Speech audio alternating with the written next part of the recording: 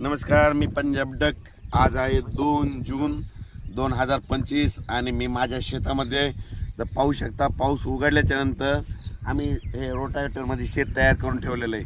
कारण की राज्यामध्ये आता ना 7 जून 8 9 तारखेला राज्यात पाऊस येणार आहे आणि त्याच्यामुळं आम्ही काय करणार आहे, पेरणीची तयारी करून ठेवण्यासाठी ही सगळी रेडी करून ठेवलं.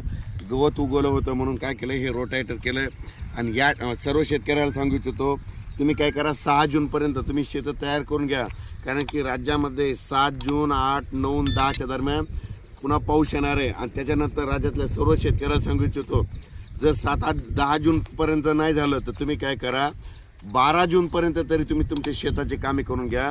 कारण की राज्यामध्ये 13 जून ते 18 जून राज्यात मुसळधार पाऊस पडणार आहे. ठिकठिकाणी वडे नाले वाहतील असा पाऊस पडणार आहे. म्हणून हा अंदाज लक्षात घ्यायचा. राज्यातल्या सर्व शेतकऱ्यांना सांगू इच्छितो की 13 जूनपासून ते 18 जूनपर्यंत दररोज वेगवेगळ्या जोरात पाऊस पडणार आहे. मुंबई, पुणे, नाशिक, संगमनेर तर अतिमुसळधार पाऊस पडणार आहे. म्हणून हा अंदाज लक्षात घ्यायचा. नगर जिल्ह्यात देखील अतिमुसळधार पाऊस पडणार आहे. पुणे जिल्ह्यात अतिमुसळधार पाऊस पडणार आहे.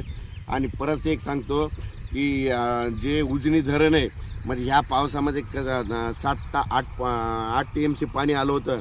तर आता हे जे उद्याचा पाऊस पडेल तर त्याच्यामध्ये उजनीच्या धरणात देखील पाणी येणार आहे. कशामुळं की पाऊस पुणे जिल्ह्यामध्ये, नगर जिल्ह्यामध्ये, जुन्नर तिकडं खूप पडणार आहे. त्याच्यामुळे त्या उजनी धरणाला देखील यावेळेस लवकर जूनमध्येच पाणी येणार आहे. इतिहासात पहिली वेळ राहणार की जूनमध्ये पाणी आलं. म्हणून हे सांगू इच्छितो. आणि राज्यातल्या परत सर्व शेतकऱ्याला सांगू इच्छितो, 13 जून ते 17 जूनच्या दरम्यान लातूर जिल्हा, नांदेड जिल्हा, बीड जिल्हा,